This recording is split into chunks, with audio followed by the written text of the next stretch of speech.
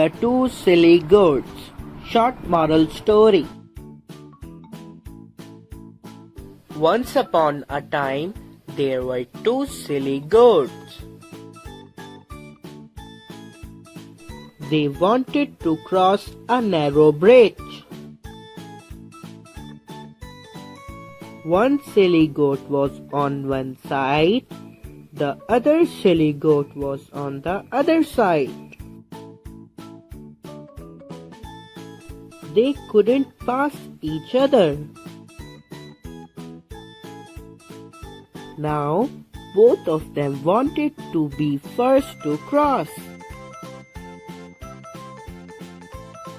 They began to fight.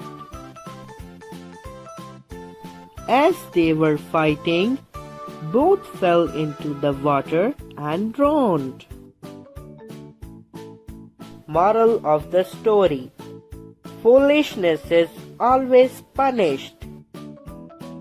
Thanks for watching. Make sure to like and subscribe.